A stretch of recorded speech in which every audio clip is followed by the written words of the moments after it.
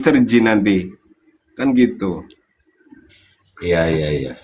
Galih, Galih perdana sebentar ya Galih. Ini biar ini dulu Galih. Tenang aja dulu Galih.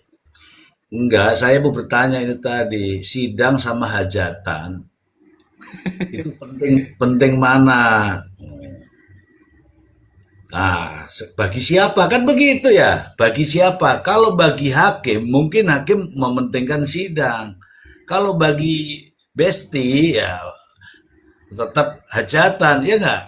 Iyo Kalau Bang Nah, Baktiar begitu pasti lebih caranya. penting hajatan, Mister Ji. Kalau saya lebih coba Mister penting Ji kalau kesini sidang, Bang Mister Haji Ji. Bang Ari Borong pasti joget dia di Oh, panggung. bukan masalah datang ke sini atau tidak. Masalahnya Anda itu tidak mengundang saya, baik melalui woro-woro, SMS, WA, maupun melalui TikTok nggak mengundang. Anda itu tergolong pelit, Anda itu. Sekarang gini, Mister Ji Polo DM saya. Nanti saya tukeran nomor WA, nanti saya minta nomor alamat Mister Ji, nanti saya kirim buah. Loh, kamu belum follow saya? Udah, tapi Mister Ji itu belum apa? Fallback, fallback. Nah, belum follow balik. Maaf teman-teman, kadang-kadang itu namanya manusia itu lupa. Tuh, Nggak luput tuh dari mulai ya, lupa ya, nyadar Mister Ji. diri Bang Ari Borong mulai. Kalau kalau yang namanya lupa itu jangan disalahkan. Bisa nggak kira-kira kalian laporkan Mister Z, laporkan ke polisi gara-gara lupa? Bisa nggak? Ya paling saya lapornya sama istri Mister Ji. Istri? Iya. Mana coba istri gue? Ayo, ayo loh, Bang Baktiar. Nanti saya Ah, tanya sama cewek-cewek yang sedang naik di Komal ini ya. Nanti jangan bawa-bawa gue ya. Istri gue ada di Indramayu. Tahu nggak? yang mana coba? Ayo Mister Ada Ji deh. main. Ada Ada deh. deh. Mister Ji Aduh. itu kalau kalau yang saya dengar-dengar tadi apa dari kita rungkat tadi malam itu, saya masih keliling-keliling lah silaturahmi ya kan ke room-room yang lain. Ada Bang Agil itu dia kemarin hadir ya di persidangan Mister Z. Eh, Ya. tapi ini dengan beberapa ini yang ini karena kan mungkin ada yang belum yakin ya, ada yang sudah yakin dengan video ini gitu kan. Tapi kalau saya pribadi belum dengar tuh dari keterangan Pak Tony langsung kan. Jadi untuk masalah jurnal tadi yang nanya di bawah ya buat teman-teman semuanya itu kalau kemarin tuh itu dibantah sama Ririn masalah jurnal. Jadi itu bukan Ririn karena HP-nya Ririn tuh kadang-kadang dipegang sama Prio katanya. Dan sepanjang itu tidak mengarah pada itu, kan ada jawabannya, ada jawabannya. Saya itu nggak ada masalah ya. Saya bacakan nanti, tapi nggak ada masalah itu. Yang masalah itu siapa yang menghantam kan begitu. Ya, Kalau dia yang menghantam itulah yang membuat meninggal orang lain. Apa dalam bahasa hukumnya merampas. Nah itu loh siapa? Apakah dengan jurnal itu sudah merampas kan? Tidak juga. Intinya itu kan merampas gitu loh kawanku. cuma kalau perkembangan yang saya dengar-dengar hari ini sih motif-motifnya udah kalau saya pribadi sudah agak sedikit-sedikit lah gitu Mister Ji ada ininya. Cuman kan ini yang saya masih problematikanya itu ya di CCTV hari ini sih Mister Ji itu kan belum ada apa namanya CCTV ini juga kan yang disodorkan ini kan itu belum diuji digital forensik kan Mister Z. Nah makanya hasil sidang hari ini apa memang saya nggak mau ngasih narasi dulu ya Mister Z. Cuman fakta persidangan kemarin itu tadi malam yang dibilangin sama Bang Agil bahwa di lapas itu ya terjadilah gitu apa namanya ya namanya kita kasus pembunuhan seperti ini Mister J pasti pelakunya itu dibuat nggak nyaman pasti secara nggak langsung ya kalau yang saya tahu gitu kadang-kadang ya namanya orang belum waktunya pulang udah disuruh pulang duluan ya kan kayak mana Mister J ya kan jadi Prio itu kalau pengakuan Ririn kemarin di sidang itu ada beberapa info dari teman kamarnya gitu kan di Ririn juga disebutin sama Ririn nama-namanya siapa bahwa cerita kalau Prio itu selalu kalau tiap malam tuh apa ya, nangis gitu, terus ngerasa terganggu lah gitu Mr. G. Memang kalau yang setahu saya untuk kasus-kasus yang seperti ini, jangankan yang 5 ya Mr. G, yang satu aja kadang-kadang suka ngejerit terus tiap malam Mr. G.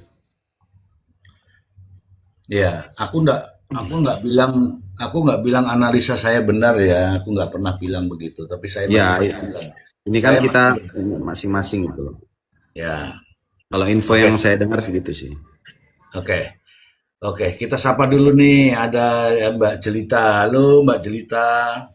Halo, Kafia, Assalamualaikum selamat malam. warahmatullahi Waalaikumsalam wabarakatuh. warahmatullahi wabarakatuh. Abah, makasih Abah giftnya. Bestiar, Ari Porong, Bang Ari Porong. Siap, Mr. Z, Kak. apa kabar Mr. Z? Saya menanti-nanti. Kafia nih Siap. kayaknya keliling nih hari ini, dia Mr. Z. Pasti. Tunggu Kafia, dulu. Tunggu dulu. info apa nih? Tunggu dulu. Ini saya bilang ini pasti nih teman-teman bilang begini. Mana nih Mister J nggak live-live ini? Mana ini? Gitu kan? Ya nggak? Ya nggak? Iya, iya, iya, itu saya itu. Kalau yang lain nggak tahu. Kalau saya begitu. Saya juga nungguin dari tadi, Lamanya. Kafia. Gimana Bang? Saya juga nungguin dari tadi. Iya. Ini Saya biasanya. tuh sebenarnya dari pagi udah excited, Mister. Ya.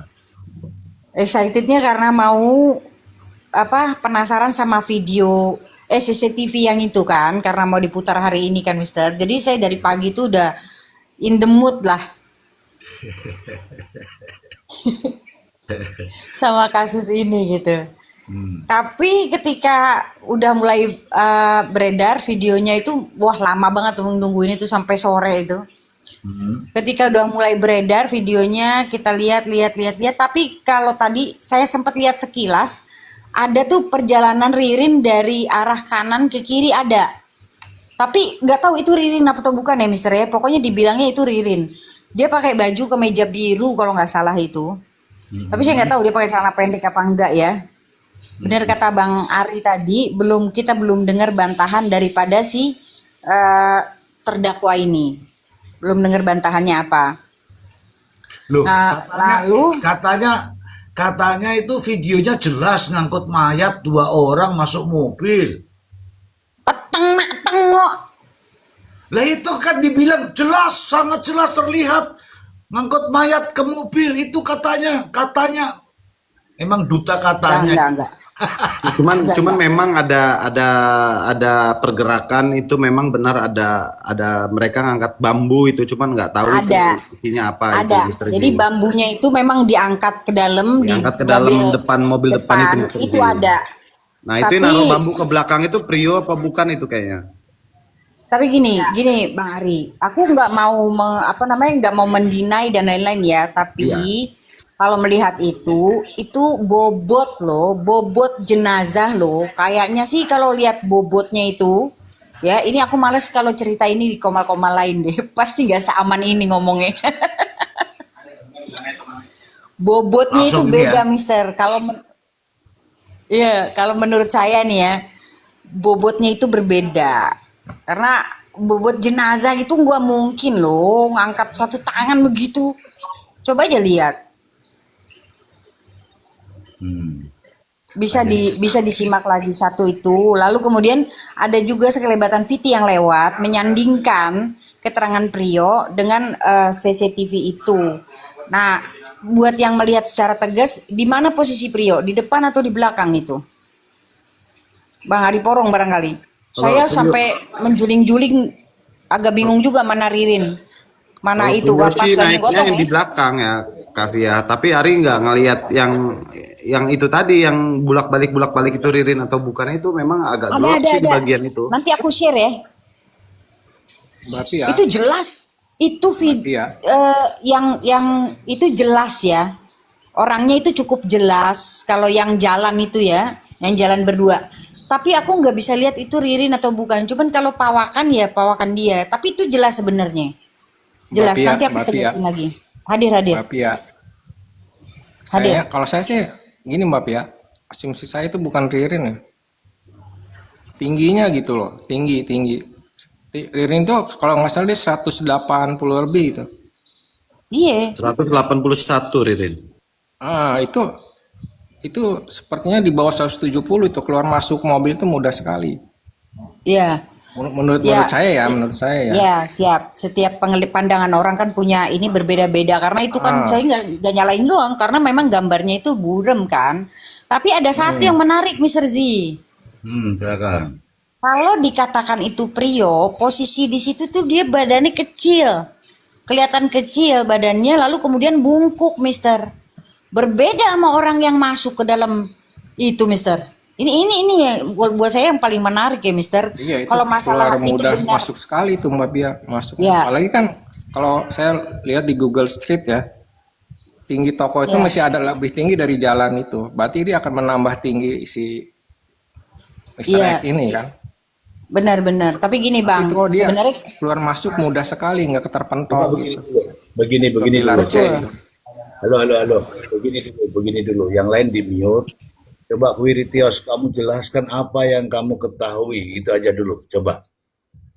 Iya, Oke. kalau saya lihat tingginya ya, kalau benar Ririn 180 itu sepertinya dia mudah sekali keluar masuk mobil itu kan ya.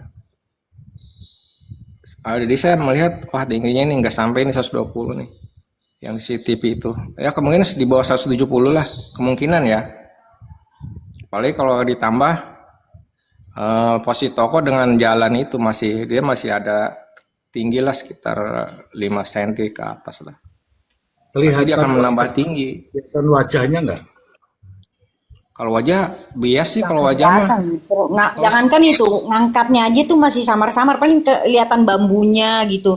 Nah, sama satu lagi nggak kelihatan ngangkat dari dalam tokonya nih. Koreksi kalau saya salah ya, karena saya matanya kurang ini nih. Dari dalam tokonya ke dalam, kayaknya tahu-tahu udah di depan pintu mobil gitu nggak sih, Bang? Bang Bener Arif? bener bener Majelita, bener gitu. Kelihatan. Baru itu Iya doang. benar, tahu-taunya udah di samping pintu mobil sebelah kiri itu kan dibuka itu kan. Langsung Iya, masuk Iya, saja tahu-taunya. kayaknya tuh posisinya udah mau dimasukin ke mobil. Jadi keluar dari tokonya nggak ada. Padahal CCTV sebelumnya ada mereka mundar-mandir ke dalam keluar gitu nggak sih? Tahu-tahu Iya. itu udah gelap gitu, tahu-tahu udah gelap, belum posisi ngangkat. Tapi benar kata Mister Z tadi, sebenarnya kita tuh nggak nggak bener atau nggak itu CCTV-nya ya, cuman memang posisinya begitu ya, Mister. Mau yang bunuh siapapun kita nggak ini ya nih, Mister. Nggak peduli lah, maksud bukan nggak peduli, maksudnya kita nggak membela sana, nggak membela sini gitu. Oh Nah, enggak. tapi yang jadi atensi saya paling jelas adalah posisi badannya Prio. Postur badannya Prio itu jelas di situ, postur badan Prio itu dia agak membungkuk badannya, agak membungkuk, terus kemudian badannya kecil. Jadi kalau mau dibilang dia yang ada di CCTV tukang bangunan coret sudah. Oke. Tapi kalau yang di CCTV di toko itu bener dia. Kalau menurut ini kan menurut dia kan itu Dan dia, menurut Mister. menurut dia, Anda melihatnya itu semirip Kalau dia. menurut saya itu dia, Mister. Karena Oke. kita kan Stop, lihat dia jalannya gitu. stop. Terus partnernya dia siapa? Partnernya dia saya nggak bisa lihat, Mister. Yang jelas orangnya kurus, tinggi. Kalau menurut saya. Itu Pakai celananya celana setengah, Mister. Nggak pakai celana panjang. setinggi Ririn, setinggi Sulit Ririn. sulit saya lihatnya ya, Mister. Karena kan kalau saya lihat Ririn itu kan jalannya timpang ya, Mister. Jadi jalannya dia yang normalnya seperti apa kan saya nggak tahu nih, Mister.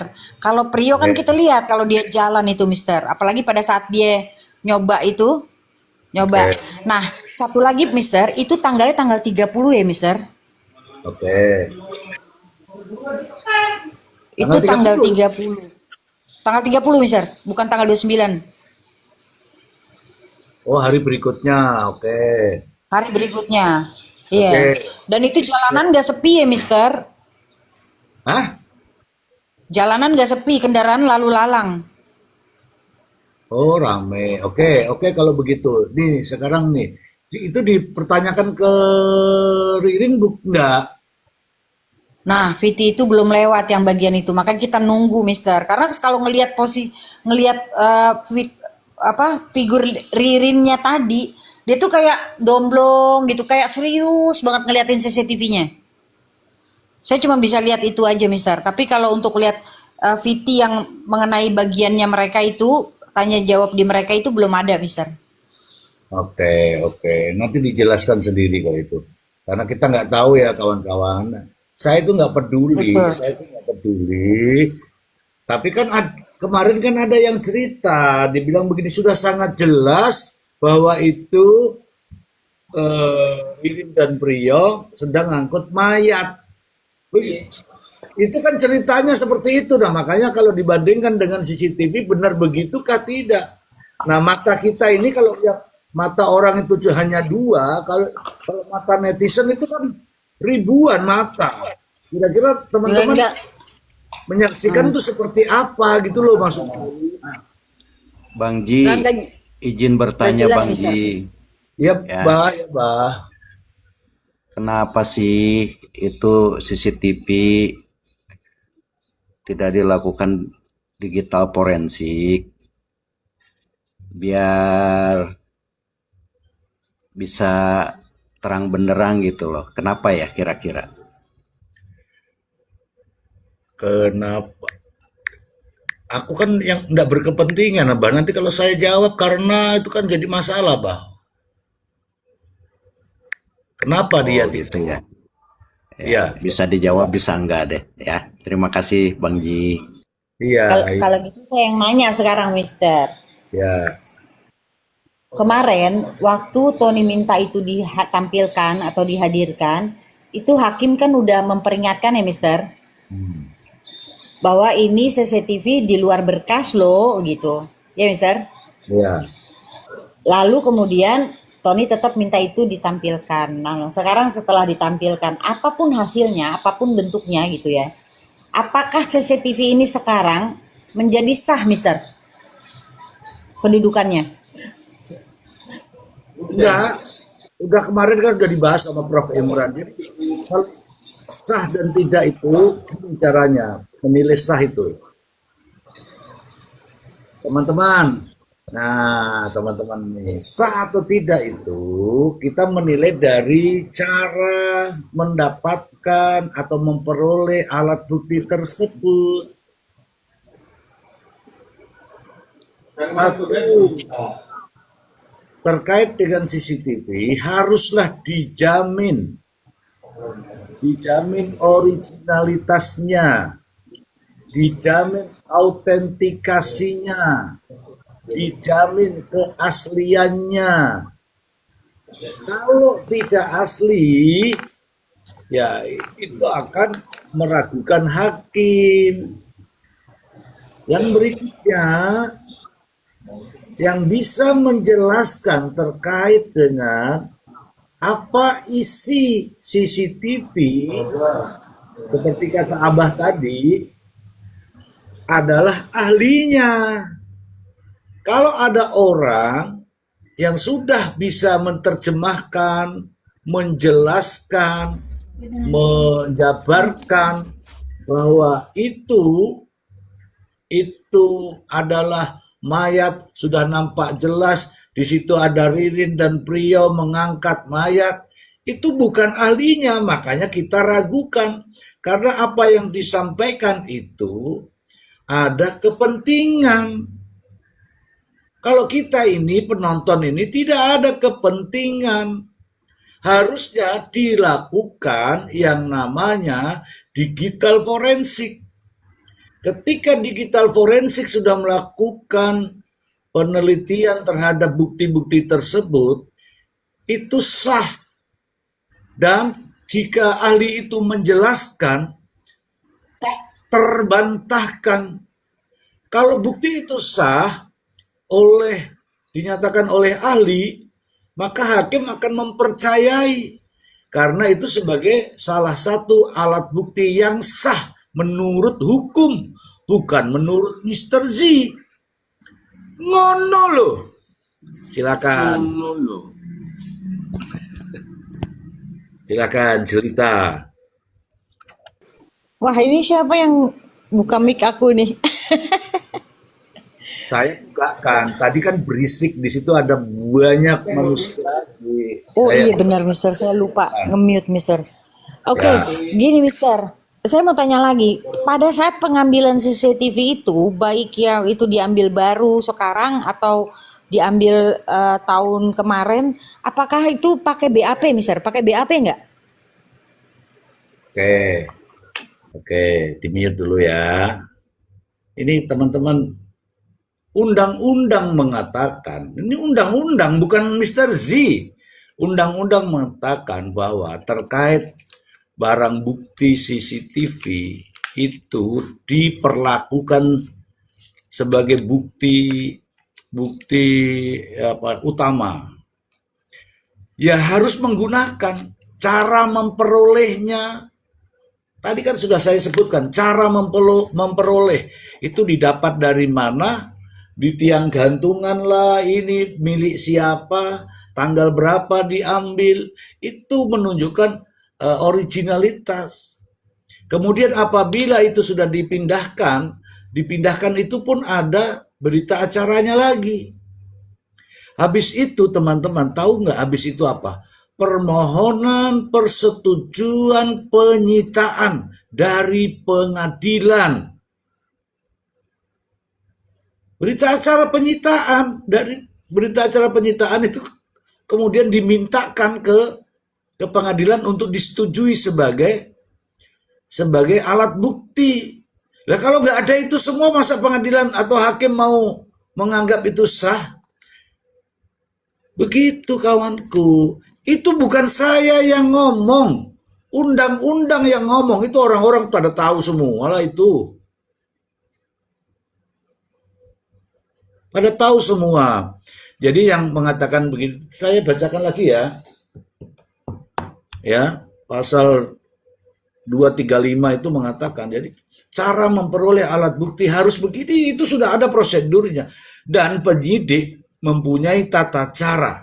Halo, penyidik mempunyai tata cara terkait dengan barang bukti ini caranya begini, terkait dengan barang bukti ini caranya begini, terkait dengan barang bukti uang sekalipun caranya begini, terkait dengan barang bukti noda tetesan cairan apa itu di kasur caranya begini. Itu ada semua cara-cara itu. Jadi tidak serampangan. Ngono loh. Silakan cerita. Baik, Mister. Nah, ya yang jelas CCTV-nya itu gelap, Mister.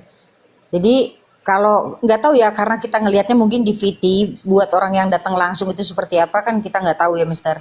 Saya terutama saya nggak tahu. Tapi yang jelas tidak kelihatan kapan itu digotong dari toko ke mobilnya. Tapi tahu-tahu udah ada di toko itu, udah ada di depan mobil dengan pintu yang udah terbuka, Mister. Nah, barulah ada gerakan kayak orang mengangkat, tapi bambunya gitu loh, Mister. Stop dulu. Nah, Siap.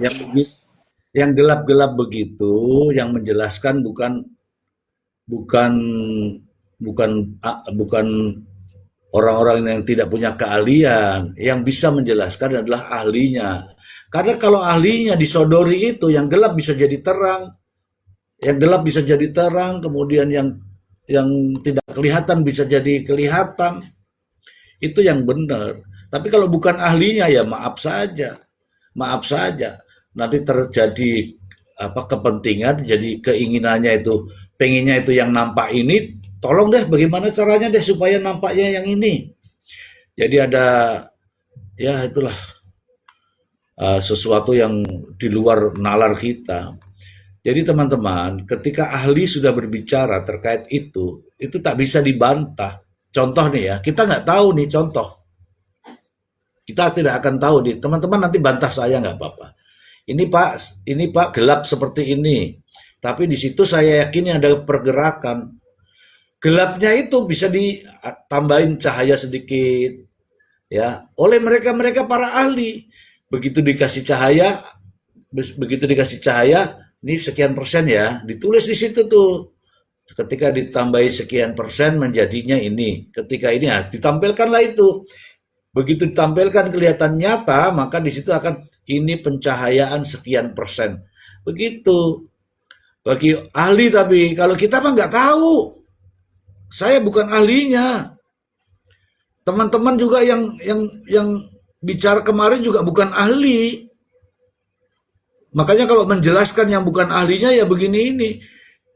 Orang lain bisa mendebat, orang lain bisa meragukan.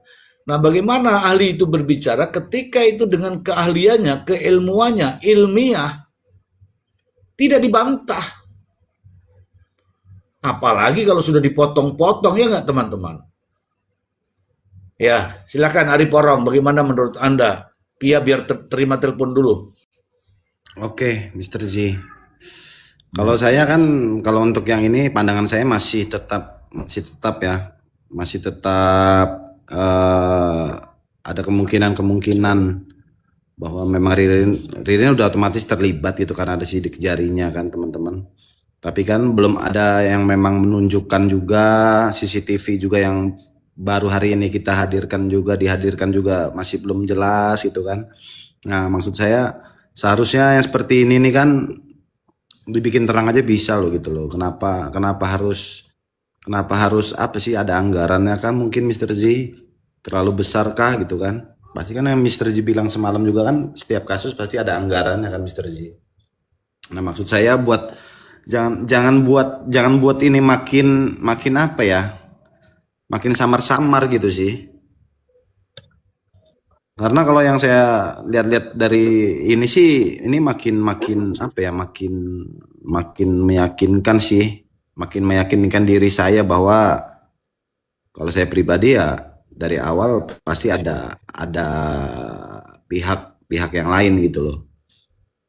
Karena yang saya lihat-lihat berita hari ini juga kan ada pengakuan, terus ada sampai anggota dewan DPRD provinsi juga sampai ikut juga gitu kan, ikut Pengakuan apa? klarifikasi gitu.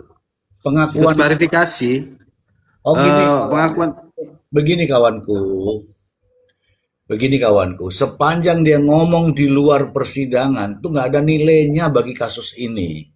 Itu hanya untuk sarana publikasi atau sarana untuk menggiring opini. Ya, Jadi orang-orang yang cerdas, orang-orang yang memiliki pemikiran itu nggak tergiring tuh ke situ tuh nggak tergiring. Saya ini loh nggak mau cerita apa saja terserah, yang penting ada di sidang nggak. Kalau nggak ada saya nggak pakai. Kenapa saya katakan nggak pakai? Begini,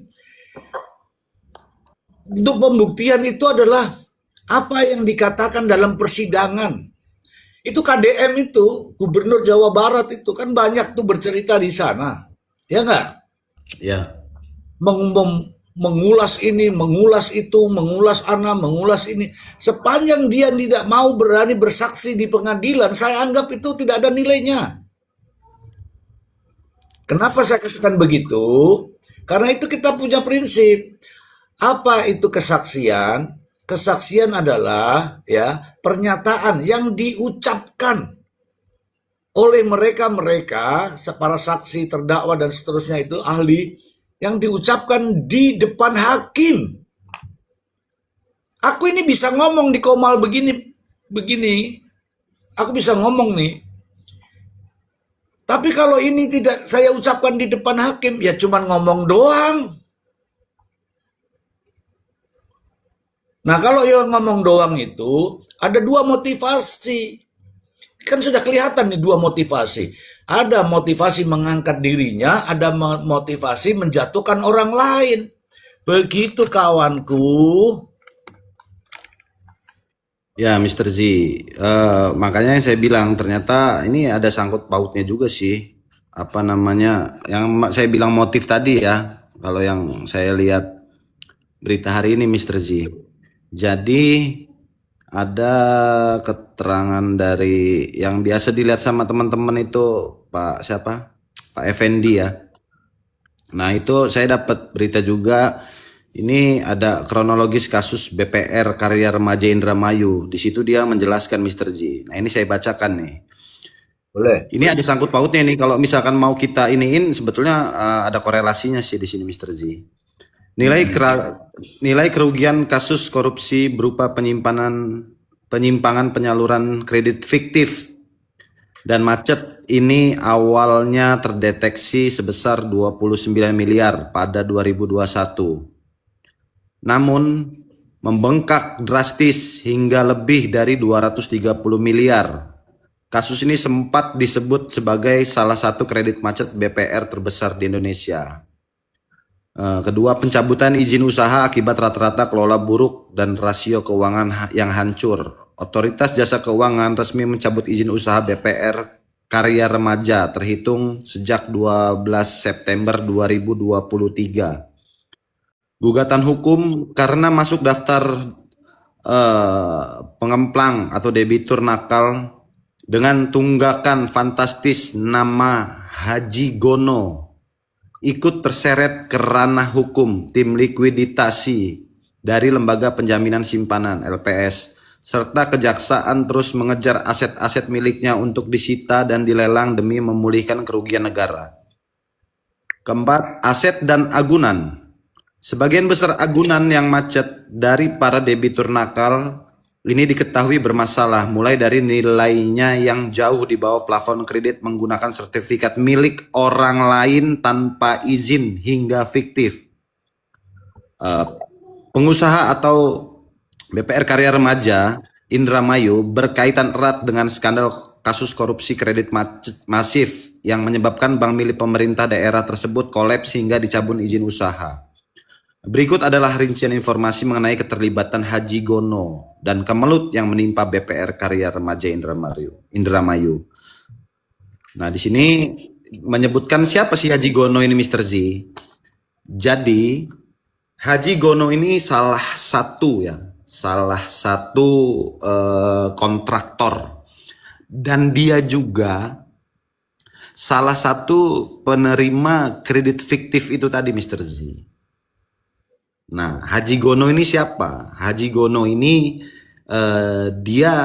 Pak Effendi itu dikenalkan sama Haji Gono ini, sama Maniani pada tahun 2012 atau 2013 itu pengakuannya. Jadi gini, Mr. Z. Ya ini ya, kalau misalnya mau kita sangkut pautin korelasinya, sebetulnya bisa motifnya seperti ini sih. Jadi almarhum Budi itu salah satu orang yang menerima kredit fiktif itu tadi. Oke. Nah, jadi makanya saya bilang, kenapa anggota DPR Hilal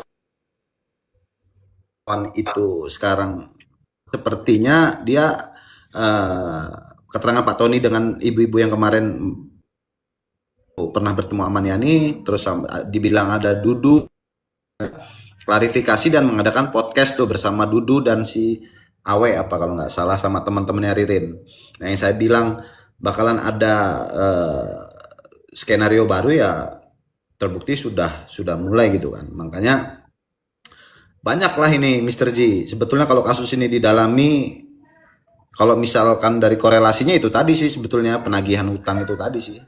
Cuman kalau feeling saya, menurut saya pribadi, ini kan masih jadi tanda tanya besar nih namanya nih. Makanya saya lagi masih mendalami juga nih berita-beritanya ini. Tadi juga Kak Via juga kalau nggak salah itu ngobrol banyak juga itu yang ditahu kayaknya tadi siangnya Kak Via. Oke, temanku itu ada di dalam pemikiran saya, ya itu bagian daripada analisa saya. Kalau kita lingkari saja itu, mohon maaf nih teman-teman, tapi jangan tergiring opini saya ya, jangan. Kamu bikin opini sendiri aja. 24M, lingkari itu 24M, twing, ya. Ini caranya ini. 24M, lingkari itu. Nah, lingkari. Seperti yang saya buat.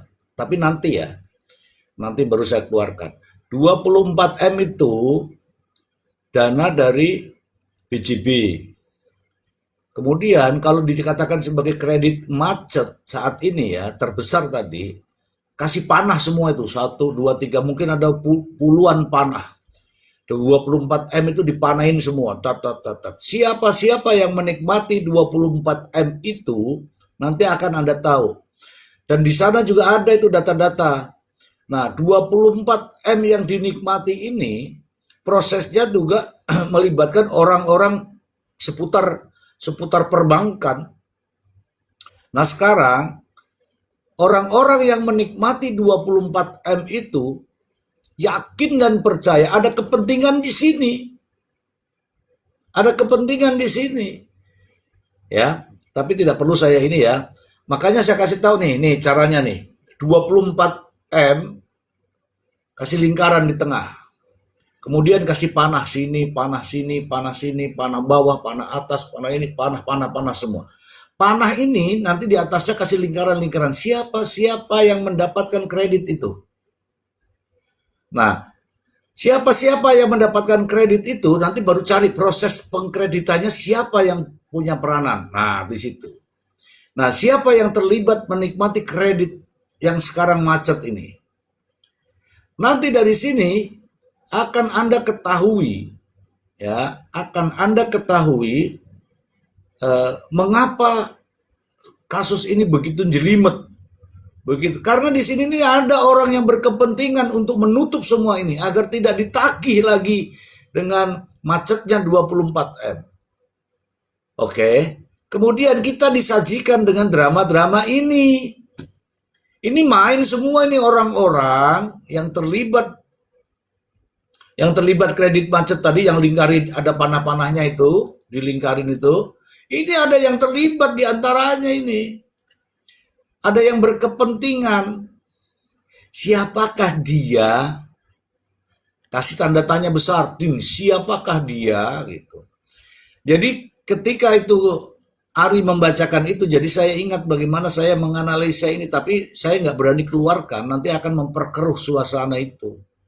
Nah sekarang saya ingin teman-temanku, mari kita menjadi pengamat-pengamat dari masyarakat. Amati kasus ini. Sebenarnya kalau dibilang nih,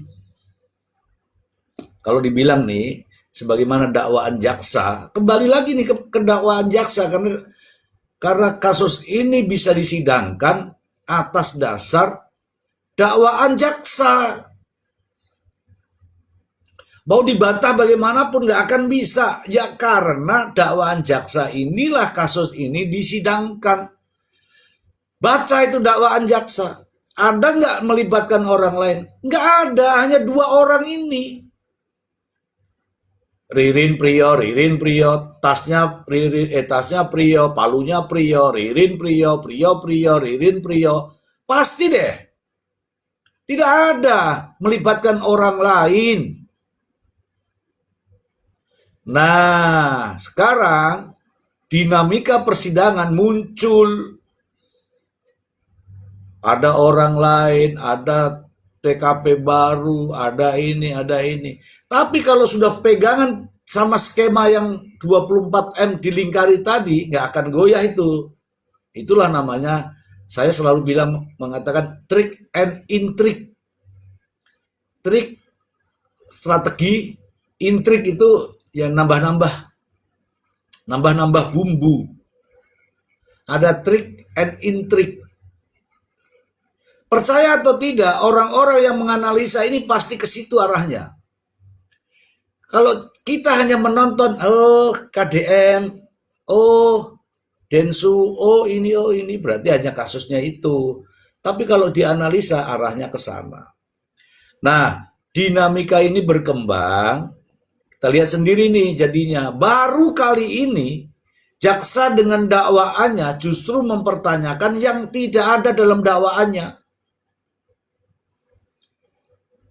Ada nggak dalam dakwaan itu nama Joko itu? Nggak ada. Tapi jaksa kemarin saya mendengar tuh nanya terus tentang Joko.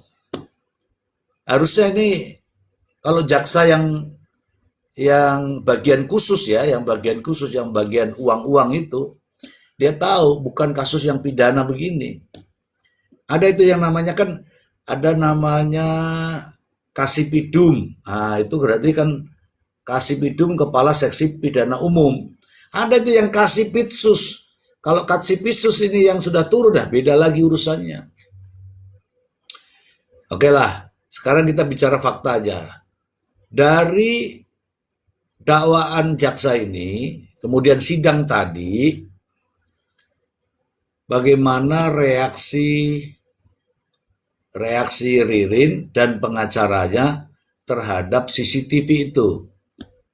Silakan yang mau jawab. Ini ada Mile mungkin mau jawab. Mile, reaksinya Mile. Nyimak Mr. G, saya juga belum ngikutin sidang hari ini, belum tahu. Jadi gini sih Mr. Z, kalau saya pribadi dengan CCTV ini pasti kan sudah dipilah-pilih nih dengan alasan CCTV-nya tidak sesuai gerakan atau apalah itu bahasanya ya kan. Jadi sudah dipilah-pilih, jadi intinya tetap mengarah ke dua orang ini. Jadi kalau menurut saya sih dengan adanya pengakuan dari mantan pengacaranya Ririn sebelum Pak Tony itu sebetulnya sangat jelas sih di sini gitu loh. Ada ketidakprofesional, makanya saya bilang kemarin ini BAP sudah beda ini yang diserahkan P21-nya gitu kan. Karena pengakuan itu kan kenapa terbukti loh gitu loh di jam-jam CCTV yang saya bilang kemarin antara jam 9 sampai dengan jam 10. Itu yang nggak ada kan potongan itu berarti jam 9, jam 10, jam 11 Mr. G. Loncat Nongol-nongol. dari 20. Iya sampai yang itu Kavi ya, Sam- sampai 0024 itu yang ada mobil muter itu kan. Iya.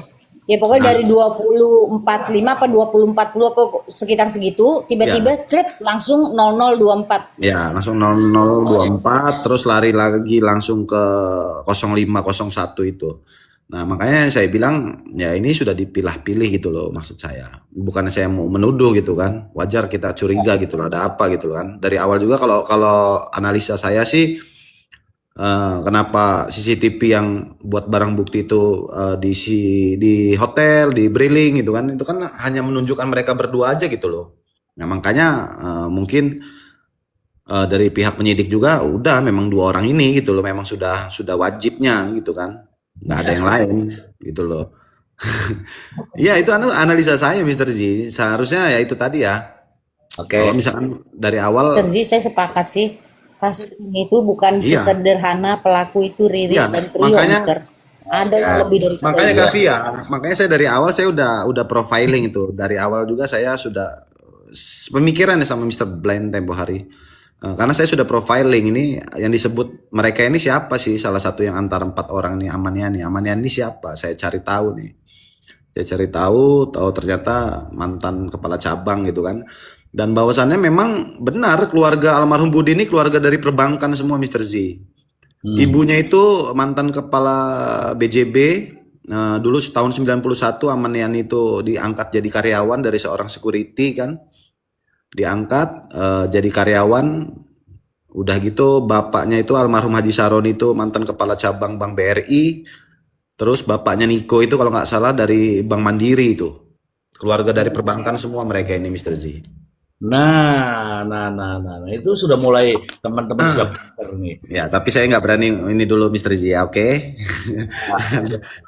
Ini sudah mulai pinter nih teman-temanku semua. Mari kita menganalisa puzzle.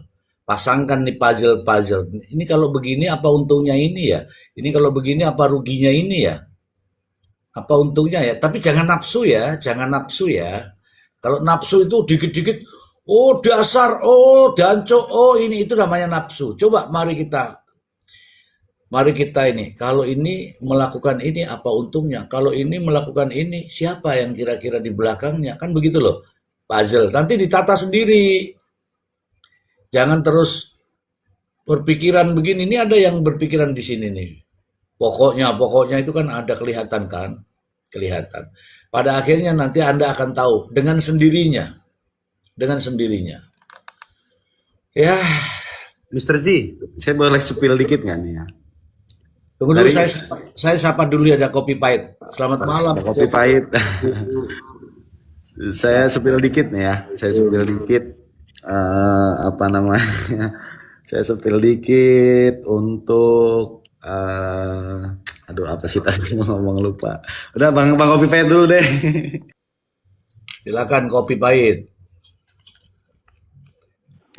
Ya hampir berapa ya 10 hari ya mengikuti ini ya inten gitu. Mengikuti itu kan bukan hanya dalam persidangan, kalau saya itu ke termasuk konten-konten apakah itu ada memberi petunjuk atau tidak. Ternyata saya perhatikan ada kok kalau kita amati. Jadi kalau kita menyimak kasus ini dengan seksama, itu mereka-mereka juga yang memberikan petunjuk sebenarnya. Ya tinggal pembuktian aja ya. Makanya kita harus banyak sumber kan, bukan hanya fakta persidangan, fakta pidangan. Kalau saya sih fakta persidangan sudah rekayasa lah. Bagaimana itu bisa mengarahkan dua orang pelaku itu. Ya, mau tidak mau kayaknya kalaupun Pak Tony kalah ya, ini bukan soal kalah menang sebenarnya. Perjuang Pak Tony itu kok hanya pengen tahu aja ini benar nggak dua orang ini gitu kan, Ririn terutama kan. Ya tapi kalau ada kekuatan lain kan kita nggak tahu ya. Kalau kita mengikuti benar pasti kita paham lah apa yang terjadi. Betul, betul. Jadi kawan-kawan, jadi kasus ini bukanlah kasus biasa. Saya selalu mengatakan kasus ini bukan kasus biasa, tapi sudah ada campur tangan. Campur tangan ini juga kenapa urusannya orang nyampur tangan ini? Enggak ada kepentingan di sana. Apa kepentingannya? Sebenarnya sudah ini. Tadi dibilang ada yang tapping di situ ya, ada yang tapping bilang KDM ingin membantu. Iya, aku sepakat itu. KDM ingin membuka kasus ini. Iya, aku sepakat itu. Tapi jangan berhenti. Karena kalau berhenti sampai di menjas orang itu repot. Dia harus mengungkap terus sebenarnya apa sih yang terjadi itu. Itu tadi analisa bulat-bulat tadi yang saya kasih tahu. 24M itu dilingkari dulu, KDM pasti bisa dapatkan itu. Siapa sebenarnya peserta-peserta kredit fiktif ini? Kredit fiktif ini misalnya ada nama si A. Nama si A ini dapat dari mana ada si A di sini ini? Si B, si C, si D, si ini ada semua nama ini. Tidak mungkin orang tiba-tiba, contoh saya ya, tiba-tiba mendapatkan kredit, itu tidak mungkin. Ada transaksional sebelumnya. Nah, siapa yang transaksi ini? Dan seterusnya pasti akan ditemukan. Pasti akan ditemukan. Kalau mau terbuka. Tapi kalau hanya sekedar yang penting sudah terungkap, yang penting ini pokoknya dipenjarakan ini orang. Ya susah kalau sudah begitu. Susah kalau sudah begitu. Nah, kalau saya kan sendirian, nggak ada yang mempengaruhi. Saya otak-atik saja ini, semua informasi yang ke saya itu, baik dari WA, DM, berita, fakta, saya gabung jadi satu. Tapi saya nggak berani ungkapkan, nanti mempengaruhi publik. Kalau sudah mempengaruhi publik, menimbulkan kegaduhan. Kalau sudah menimbulkan kegaduhan, ya sudah ada yang kebakaran jenggot, ntar pikirannya kemana-mana. Ada yang mencari Mr. Z dengan emosi tingkat tinggi, ada yang pakai dukun-dukun, ada yang segala macam. Itu repotnya tuh di situ. Tapi sabar ya teman-teman ya, semua akan terurai. Silakan Ari Porong. Aduh. Sebetulnya ini polanya sama sih Mr. J. Ini nggak jauh-jauh kan larinya dari situ kan. Nah makanya yang diduga tadi itu ya, saya juga dapat ininya dari VT-VT-nya Bang Feven Effendi itu kan, saya dengerin, saya telaah lagi. Oh ternyata ada korelasinya gitu Mr. Z. Jadi sama yang dibilang dengan istrinya ya, yang saya nggak ini ya, yang AY yang dibilang katanya sebelum berangkat menghilang itu malam itu kan dia sempat menggadaikan ya kan bahasanya kan. Yang saya bacakan tadi itu kan ada salah satu sebetulnya masuk juga sih Mr. J, bahwa korban-korban itu menggadaikan sertifikat-sertifikat orang-orang itu tadi dengan aliran pinjaman fiktif itu tadi Mr. Z. Korelasinya sih di situ sih kalau menurut saya gitu loh. Bang Ari, yang selaras dengan keterangan dari ibunya itu, istrinya Pak Amaniani kan. Ya. Kalau ada orang-orang yang datang itu Ya. katanya sertifikatnya digadein kan. Ya, sebetulnya itu. Nah, makanya ini kan mau dibangun lagi narasinya gini, Kak Fia. Kemarin Arjun itu kan hadir di KDM itu kan, di podcastnya Silaturahmi ke rumahnya KDM itu kan ada di akhir video itu kan, ada suatu tempat itu. Nah, itu saya sebetulnya ini yang saya takutkan ini malah lebih memberatkannya ke Ririn ini kalau misalkan sampai memang diiniin ya. Makanya itu suatu tempat yang disembunyikan itu tadi pasti bakal ada yang banyak yang datang nanti pasti itu. Oke. Makanya yang penting clear dulu nih kasus-kasus yang udah ada di persidangan nih, sebetulnya kita harus dengerin dulu sih, harus clear dulu baru kita ke depannya kita bisa tahu gitu. Itu Mr. Zus. Mister, aku nambahin dikit ya. Tadi itu dipanggil lagi Mister, tukang las. Iya, iya, iya. Yang Palu itu Mister. Lalu kemudian ada sih perbedaan di situ. Dia menyatakan benar itu palunya. Tapi ketika itu berpindah ke pernyataan wayahnya Pak Tony, di situ ternyata di keterangan dia sebelumnya palunya itu warna silver. Nah, sementara di persidangan sekarang dia bilang warnanya hitam. Jadi ada perbedaan. Palunya itu atau bukan? Menurut dia itu, menurut si tukang las itu. Terus? Tapi Pak Tony tadi menjelaskan bahwa warnanya, kenapa sebelumnya kamu memberikan keterangan palunya warna apa? Dia kayak lupa gitu kan. Terus dijelasin bahwa palunya warna silver. Nah, oke. Gitu ya, dia ada perbedaan di situ, Mister. Oke, clear. Saya ingin ke Abah ini, Abah. Nampaknya ini, Abah, di publik itu ada pembelahan, Abah. Pembelahan justru tidak mengarah pada jauh ke belakang, tetapi hanya dua nama ini, Abah. Ririn Priyo. Pengamatan Anda, Abah, dan saran Anda mungkin, silakan. Baik, terima kasih Bang Ji. Makanya jadi dari awal kalau buat si Abah pribadi gitu ya, sepertinya ada kejanggalan-kejanggalan karena tidak serta-merta BAP itu langsung P21. Ya. Kalau sekarang kan istilahnya terlanjur basah, apapun yang terjadi ya itulah, mau tidak mau, suka tidak suka. Mungkin ada P18, P19, baru P21. Jadi jangan sampai ditanya hakim, belum siap Pak Hakim. Kenapa tidak dilakukan digital forensik? Belum Pak Hakim. Kan jadi lucu kalau menurut yang sering kita jalankan itu, ya banyak ngelus dadanya, banyak istighfarnya gitu ya kalau melihat perkara ini. Jadi ya mungkin ya kan bukan baru 1, 2 mungkin mendampingi hal-hal seperti ini. Kalau dari awalnya ini jadi susah kita bicaranya, kayak benci sana, benci sini gitu kan, padahal kita enggak. Di fakta persidangan ya kalau dipaksakan dakwaan, apalagi mungkin sebentar lagi tuntutan, jadi ya mau tidak mau, suka tidak suka ya ini gitu. Jadi bukan kebenaran yang sebenarnya kan. Hukum kalau menurut KUHAP tidak seperti itu, berdasarkan ini. Makanya diberikan kesempatan penyidik itu mulai dari P18, P19, baru kalau memang sudah yakin baru P21. Nah dari situ aja penuh keraguan lah, boleh dong ya, pendapat pribadi. Si Abah mengatakan penuh keraguan, ya sementara ngelus dada aja deh dulu.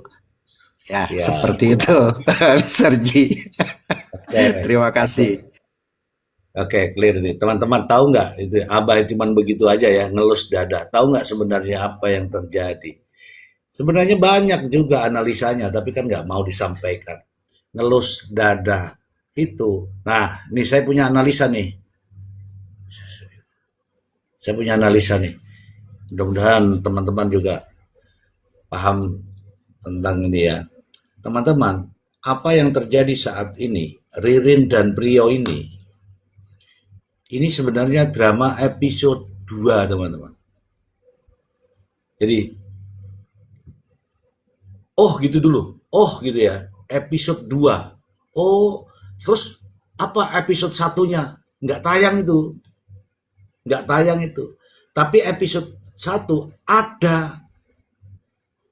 Sehingga Amanjani hilang, dikatakan hilang. Itu episode pertama itu. Amanjani dipensiunkan, itu episode pertama. Ini episode 2. Ini episode 2. Tahu nggak? Ini nanti setelah episode 2 selesai, mau tidak mau, ini dari dakwaan jaksa ya, lagi-lagi saya mengatakan dari dakwaan jaksa. Ririn dan Prio inilah yang akan menjadi yang menjalankan nanti. Tapi apakah berhenti sampai di situ? Tidak. Akan bersambung ke episode ketiga. Tidak ada Ririn dan Prio, tapi ada episode ketiganya.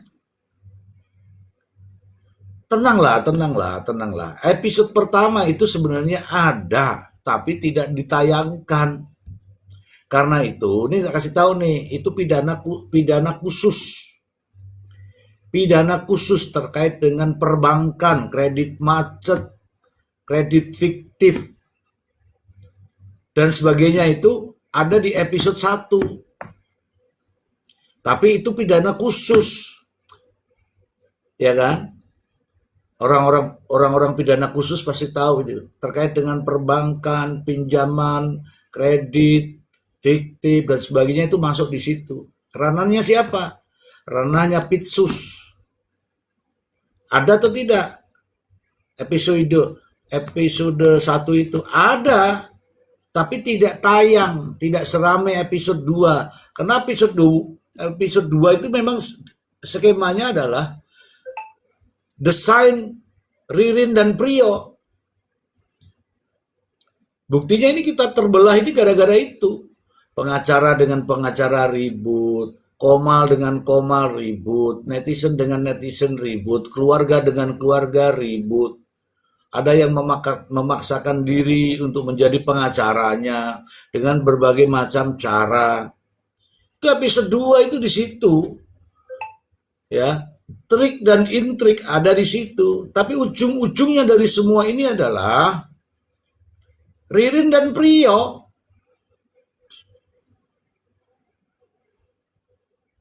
Ririn dan Prio. Nah, Ririn dan Prio ini kita lihat dulu nih fakta-fakta persidangannya.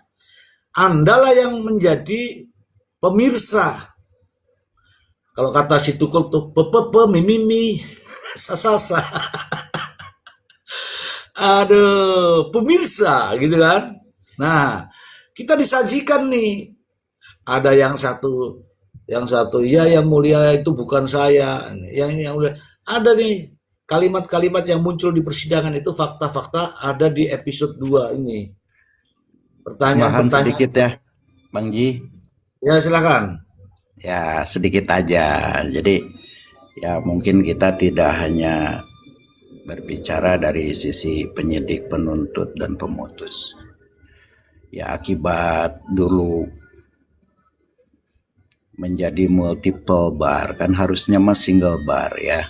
Single bar agar tidak saling menjelekkan, karena semua lawyer itu berpatokan kan dengan etik. Nah, sekarang kayaknya etiknya sudah semau gue. Ya, akibat dulu zaman Pak YL ya, zaman Pak YL itu dibuka selebar-lebarnya sehingga menjadi multiple bar. Banyak organisasi-organisasi bermunculan. Ya, mudah-mudahan dari hari ini ke depan bisa single bar, silahkan siapapun yang duduk di sana, ya kan. Sehingga kita nih dengan satu kesatuan yang kuat, khususnya bisa bermartabat. Jadi tidak saling senggol, tidak saling jelekan sesama lawyer gitu. Ya harapan si Abah sih seperti itu agar, nah kan kepolisian juga satu, kejaksaan juga satu, kehakiman juga kan satu ya. Nah, ya undang-undangnya mah satu, cuma karena dibuka itu akhirnya jadi rancu. Ya harapan si Abah sih seperti itu. Itu tambahannya barangkali sedikit ya untuk pencerahan kita semua. Terima kasih. Oke, terima kasih Abah. Ya ke situ arahnya. Julia Sensor, Mr. Z, izin tanya, Anda pernah dapat telepon WA tak dikenal nggak yang sifatnya mengintimidasi komalnya Mr. Z? Mau dibuka, ini dibuka. Jadi gini ya, banyak, buka aja lah, banyak. Tapi Mr. Z itu tidak kenal namanya diintimidasi. Mr. Z itu tidak kenal namanya ditakut-takuti. Mr. Z itu tidak kenal yang namanya disuruh berhenti. Mr. Z ngomong apa adanya, kok nggak ada yang larang. Kalau memang takut dengan omongan saya, laporkan kan begitu. Laporkan. Melaporkan Mr. Z bicara, gitu kan. Karena dia telah bicara. Langsung saya tanya sama, kenapa aku dipanggil? Karena kau banyak bicara. Namanya aja Mr. Z bicara. Kecuali kalau saya sudah ganti Mr. Z diam, baru diam aku. Ngondol. Aduh. Makanya kalau bikin nama itu Mr. Z bicara, teman-teman silakan ya, bikinlah. Ari Porong Mingkem, enggak ngomong tuh. Oh namanya aja Mr. Z bicara, jadi tetap harus bicara. Oke Abah, bener itu Abah. Bener Abah, itu namanya by design. Memang itulah yang diharapkan, itulah yang diinginkan. Tidak ada angin, tidak ada topan, itu tiba-tiba ada orang marah itu. Ada itu. Maunya kamu tuh begini, harusnya kamu tuh begono, maunya tuh begini. Kamu harusnya profesional, harusnya begini, harusnya begono. Ya terus urusannya opo? Itu namanya pemaksaan kehendak, ya kan? Bukan on the track. Harusnya kan on the track aja. Apa yang dibahas ya seputar sekarang fakta persidangan. Ya jangan sampai ngamuk-ngamuk lah. Jadi si Abah juga mau komentarnya suka malas gitu ya. Udah diem aja. Belum apa-apa, udah emosinya yang duluan kan? Iya, betul sekali Abah. Itu fakta ya teman-teman. Yang kita bicarakan ini fakta semua. Terus kalau saya tanya, terus urusanmu apa? Urusanmu apa? Sebagai seorang pengacara, nggak usah lah bukti. Buktikan aja di pengadilan. Iya kan? Kan Kita begitu. semua kan bukan lawyernya, Bang Ji. Kita bukan Iya, lawyernya, hanya kita mengupas ya, namanya iya. fakta persidangan. Boleh dong berpendapat ini, tapi tidak usah harus ngotot-ngototan, merasa paling benar, paling hebat. Nggak ada itu. Kecuali ya saya salut lah dengan para lawyernya yang memang sudah ditunjuk oleh para pihak. Ya silahkan berjuang, buktikan sesuai dengan pendapat masing-masing. Demikian. Ini Abah pasti ingat kata-kata ini. Ada dua kata ini Abah. Abah pasti ingat. Mendahului, ini satu ya, mendahului, kemudian gurui. Begini ceritanya. Jika Anda sebagai pelari kencang, jangan coba-coba mendahului. Jika Anda merasa pintar, jangan coba-coba menggurui. Karena Anda tidak memiliki kapasitas untuk itu. Ya begini aja santai. Bagaimana beritanya, itu aja yang dianalisa. Ya jika anda merasa pintar, jangan seolah-olah Anda berada paling pintar dan menggurui orang lain, seolah-olah orang lain itu di bawah Anda. Jangan. Jika Anda sebagai pelari sprint, Ya kalau pelari yang benar itu ya ini istilah ya. Janganlah mendahului. Janganlah mendahului. Ini hakim kan yang punya otoritas itu. Janganlah mendahului fakta. Kata Abah tadi ada ada orang yang ingin diikuti maunya, memaksakan supaya kamu harus ikut saya. Saya ini loh ya, ini saya ini deh ya teman-teman ya. Kamu mau ikut silahkan, mau follow silahkan, tidak follow juga nggak apa-apa. Mau blokir saya nggak apa-apa, aku ngeblok kamu juga nggak apa-apa. Udah bebas saja, bebas saja. Nah, DM saya ngapain? Dapat nomor telepon WA saya, ngapain nyuruh-nyuruh saya diam? Nggak akan bisa diam karena nama saya di situ sudah Mr. G bicara, jadi saya harus bicara. Begitu teman-teman. Ya terima kasih Abah nih sebagai panutan nih ya. Kita pantau aja, bener pantau aja. Nah saya memberikan tanggapan-tanggapan itu berdasarkan fakta-fakta yang sudah diucapkan di sidang. Yang sudah diucapkan di sidang itu saya ulas. Yang sudah diucapkan di sidang itu saya analisa. Selebihnya saya hanya kotak-katik sendiri. Belum saya keluarkan. Ngono loh. Nah sekarang warung. Warung. Siapa namanya? Jelita.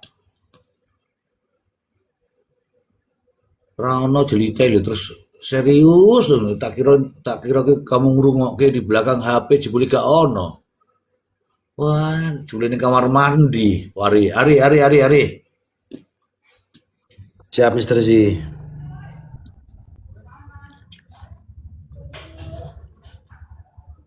Tuh jelita nyambel mulai. Aduh. Hadir Mister, hadir. Ayo Kak Jelita, yang dapat tadi siang dong di roomnya Bung Mimbar. Ayo. Nah, apa tadi yang dapat? Apa yang didapat tadi? Ya, masa aku di sini malu ini orang-orang senior semua ini. Enggak loh, Kavia, kita ini kan Kalau kalau udah dapat jadi info, advokat berita yang itu nggak ada senior junior Kavia. sama aja. Gas udah sesuai dengan fakta. Biasanya kalau ada orang pinter-pinter tuh suka grogi gitu. Jadi gini Mister, saya itu sebetulnya dari awal itu sekitar tanggal berapa ya, udah menduga lah ini. Udah menduga bahwa ini kasusnya ini kurang lebih 11-12 dengan kasus Subang Mister. Karena alurnya itu mirip. Alurnya mirip, cuma perbedaannya kalau di Subang itu ada siswa fiktif. Nah, di Indramayu ini kredit fiktif. Kalau yang di Subang itu meninggal ibu dan anak itu sekretaris yayasan dan bendahara yayasan, ya kalau di sini mantan pegawai BJB. Itu yang kalau menurut informasinya dugaannya itu penerima kredit fiktif.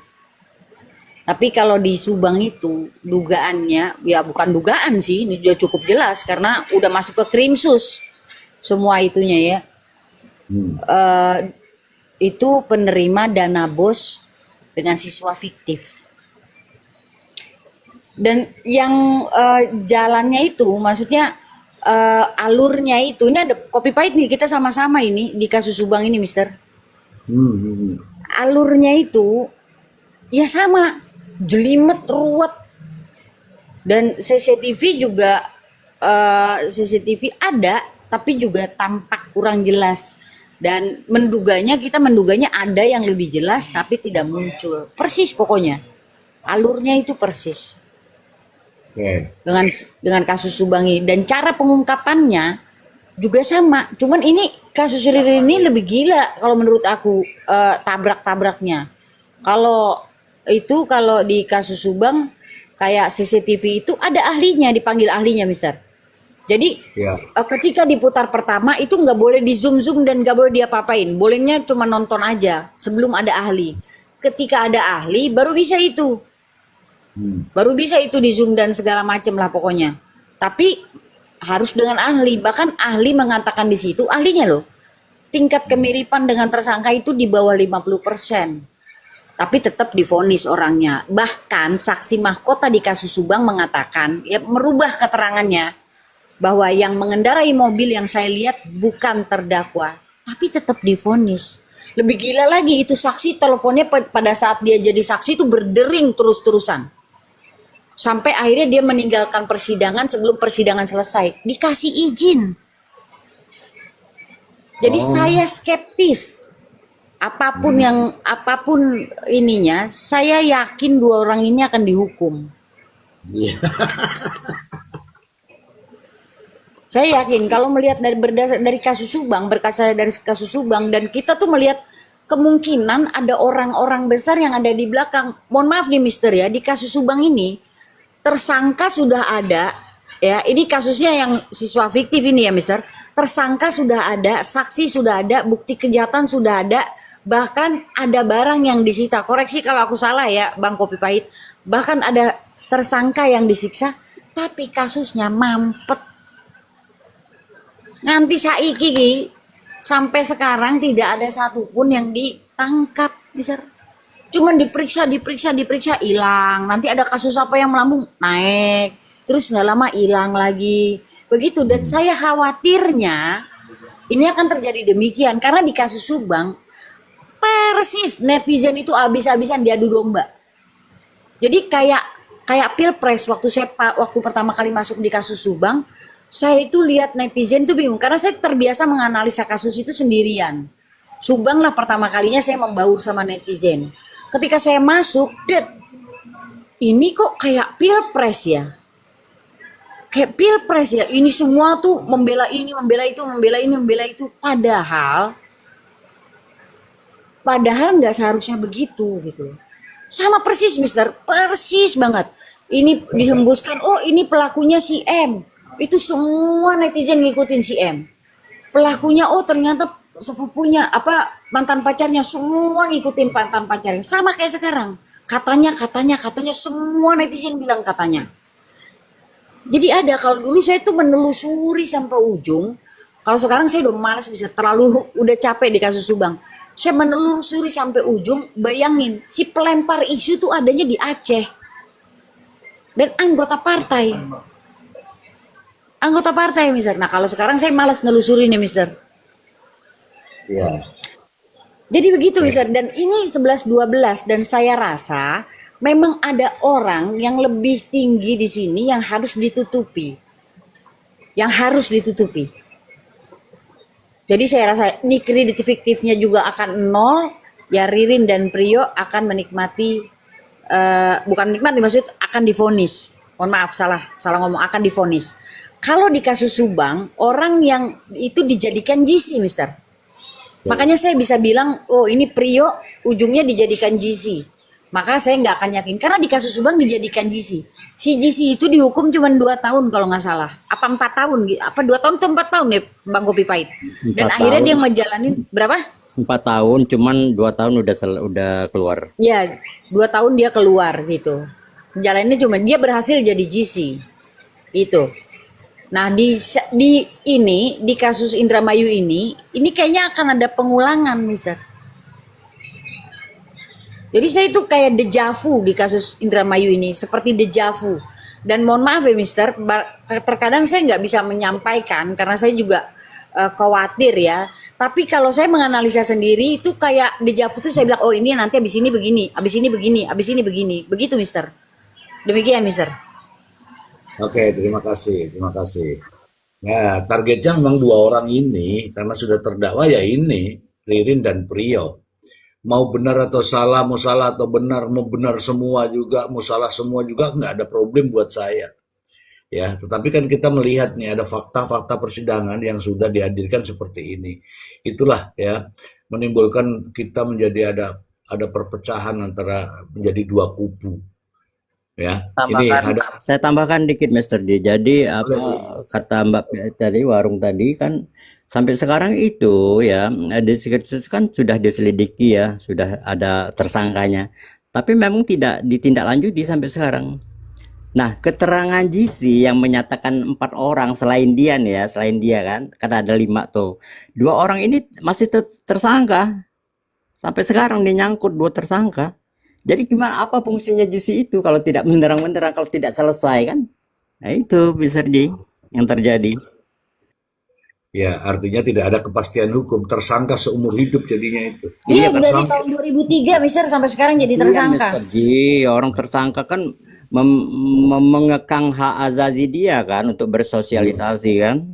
Si Ya, itulah namanya tersangka seumur hidup. Kalau sudah tersangka terus tidak ada kepastian ya memang hukum jadinya, hukum kan ada untuk manfaatnya, untuk keadilan dan untuk kepastian.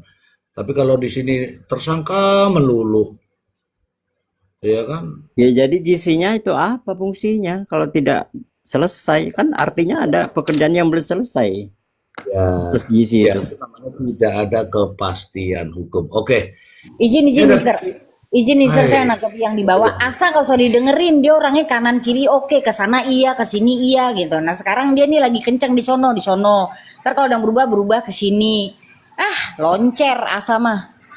Nah, ini biarin aja nggak apa-apa saya baca nih, biar dia dengarkan juga. Dan aku bisa menilai dari kualitas kata-katanya. Udah jelas itu kan cara nulisnya kan begitu nih. Itu Ririn, Mr. Z mau bilang apa lagi? Emang bilang apa saya? Emang bilang apa? Ririn tidak bersalah gitu?